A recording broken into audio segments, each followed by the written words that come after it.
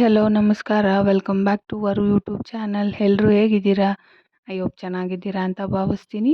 ನಾನು ಕೂಡ ತುಂಬಾ ಚೆನ್ನಾಗಿದ್ದೀನಿ. ಇವತ್ತಿನ ಈ ವಿಡಿಯೋದಲ್ಲಿ ಅಂಗನವಾಡಿಯಲ್ಲಿ ಕೊಡೋ ಹಾಲು ಪೌಡ್ರಲ್ಲಿ ಪನ್ನೀರ್ ಮಾಡೋದು ಹೇಗೆ ಅಂತ ತೋರಿಸ್ತೀನಿ ಬನ್ನಿ. ತುಂಬ ಚೆನ್ನಾಗಿರುತ್ತೆ. ಹೊರಗಡೆ ತರೋದಕ್ಕಿಂತ ತುಂಬ ಚೆನ್ನಾಗಿರುತ್ತೆ.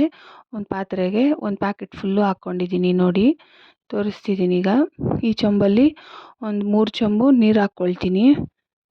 3 ಚಮಚ ನೀರು ಹಾಕ್ಕೊಂಡು ಗಂಟಿಲ್ದಂಗೆ ನೀಟಾಗಿ ಮಿಕ್ಸ್ ಮಾಡ್ಕೊಳ್ಬೇಕು. ಒಂದು ಗಂಟಿಲ್ದಂಗೆ ನೀಟಾಗಿ ಮಿಕ್ಸ್ ಮಾಡ್ಕೊಳ್ಳಿ. ಈ ಥರ ಒಂದು ಇದರಲ್ಲಿ ಒಂದು ಒಲೆ ಮೇಲೆ ಇಡೋಕ್ಕೆ ಮುಂಚೆನೇ ಒಂದು ಗಂಟಿಲ್ದಂಗೆ ನೀಟಾಗಿ ಕೆಳಗಡೆನೆ ಮಿಕ್ಸ್ ಮಾಡ್ಕೊಳ್ಬೇಕು.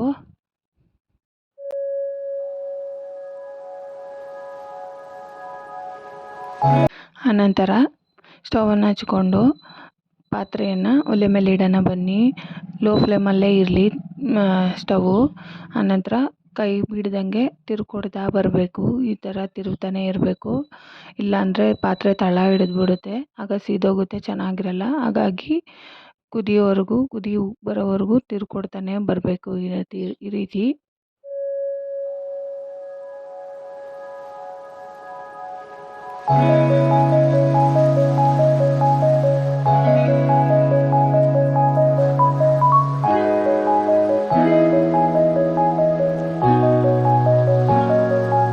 ನೋಡಿ. ಈಗ ಉಕ್ಕು ಬರ್ತಿದೆ. ಈ ರೀತಿ ಉಕ್ಕು ಬರೋವಾಗ ಲೋ ಫ್ಲೇಮಲ್ಲಿಟ್ಟು ತಿರ್ಕೊಡ್ತಾ ಬನ್ನಿ. ಅದೇ ರೀತಿ ಚೆನ್ನಾಗಿ ಕುದಿಸಿ, ಸ್ವಲ್ಪ ಕುದಿಬೇಕು. ಅದು ಚೆನ್ನಾಗಿ ತಿರುಗಿಕೊಟ್ಟು ಚೆನ್ನಾಗಿ ಅದನ್ನು ಕುದಿಸಿ ಲೋ ಫ್ಲೇಮಲ್ಲಿ ಇಟ್ಕೊಂಡು ಕುದಿಸ್ಬೇಕು. ಆನಂತರ ಒಂದು ನಿಂಬೆಹಣ್ಣು ರಸ ತೊಗೊಂಡಿದ್ದೀನಿ. ಒಂದು ನಿಂಬೆಹಣ್ಣು ಅದರಲ್ಲಿ ಸ್ಕ್ವೀಸ್ ಮಾಡ್ಕೊಂಡು ಇಟ್ಕೊಂಡಿದ್ದೀನಿ, ಸೋಸಿ ಇಟ್ಕೊಂಡಿದ್ದೀನಿ.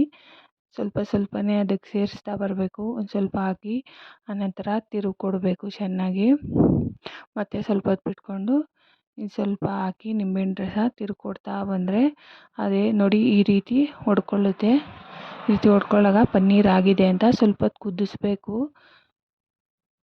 ಆನಂತರ ಒಂದು ಬೇಲ್ ಬಟ್ಟೆ ತೊಗೊಂಡು ಒಂದು ಪಾತ್ರೆಗೆ ಈ ಥರ ಹಾಕ್ಕೊಂಡಿದ್ದೀನಿ. ಈ ಥರ ಸೋಸಬೇಕು. ಈ ಥರ ಸೋಸ್ಕೊಂಡಾಗ ನೀರೆಲ್ಲ ಕೆಳಗಡೆ ಇಳಿಯುತ್ತೆ, ಪನ್ನೀರ್ ಈ ಥರ ಆಗುತ್ತೆ. ಮತ್ತು ಕೋಲ್ಡ್ ವಾಟರ್ ತೊಗೊಂಡು ಒಂದು ಚೆಂಬಲ್ಲಿ 1-2 ಸತಿ ಈ ಥರ ಹಾಕಿ ಅದರಲ್ಲಿರೋ ಹುಳಿ ನಿಂಬೆಹಣ್ಣು ಅಂಶ ಎಲ್ಲ ಹೋಗಬೇಕು. ಈ ಥರ ಸ್ಕ್ವೀಸ್ ಮಾಡಬೇಕು. ಸ್ಕ್ವೀಸ್ ಮಾಡಿ ಒಂದು 2-3 ಟೈಮ್ಸ್ ಈ ಥರ ಮಾಡಿ ಮತ್ತೆ ಕೋಲ್ಡ್ ನೀರು ಹಾಕಿ ಮಾಡಬೇಕು.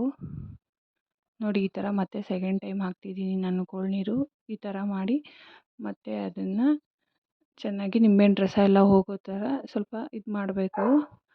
ನೋಡಿ ಇರೋ ಮತ್ತೆ ಸ್ಕ್ವೀಸ್ ಮಾಡ್ತಾಯಿದ್ದೀನಿ ಚೆನ್ನಾಗಿ. ಅದರಲ್ಲಿರೋ ನೀರಿನ ಅಂಶ ಎಲ್ಲ ಹೋಗಬೇಕು. ಆನಂತರ ಒಂದು ಇದರಲ್ಲಿ ಪಾತ್ರೆಯಲ್ಲಿ ಈ ಥರ ಇಟ್ಟು ಅದ್ರ ಮೇಲೆ ತೂಕವಾದ ಕಲ್ಲೊಂದನ್ನು, ಏನಾದರೂ ಇಡೀ ತೂಕ ಪರವಾಗಿಲ್ಲ, ನೀರಿರೋ ತಪ್ಪಲೆ ಆ ಥರ ಈ ಥರ ಇಟ್ಟು ಸ್ಕ್ವಯರ್ ಟೈಪ್ ಬರಲಿ ಅಂತ ನಾನು ಈ ರೀತಿ ಮಾಡ್ತಿದ್ದೀನಿ. ನೋಡಿ ಹೇಗೆ ಬಂದಿದೆ ಅಂತ ಪನ್ನೀರ್ ತೋರಿಸ್ತೀನಿ. ಈ ಥರ ಸ್ಕ್ವಯರ್ ಟೈಪ್ ಬಂದಿದ್ದು ತುಂಬ ಚೆನ್ನಾಗೇ ಬಂದಿದೆ. ಇದರಲ್ಲಿ ರೆಸಿಪಿ ಮಾಡ್ತೀನಿ, ನಿಮ್ಮ ಜೊತೆನೇ ಶೇರ್ ಮಾಡ್ಕೊತೀನಿ. ನನ್ನ ಈ ವಿಡಿಯೋ ಮಿಲ್ಕ್ ಪೌಡ್ರಲ್ಲಿ ಮಾಡಿರೋ ಪನ್ನೀರ್ ಇಷ್ಟ ಆಗಿದ್ರೆ ಲೈಕ್ ಮಾಡಿ, ಶೇರ್ ಮಾಡಿ, ಕಮೆಂಟ್ ಮಾಡಿ, ಸಬ್ಸ್ಕ್ರೈಬ್ ಮಾಡಿ, ಬೆಲ್ ಐಕನ್ನ ಕ್ಲಿಕ್ ಮಾಡೋದು ಮಾತ್ರ ಮರಿಬೇಡಿ. Thank you for watching.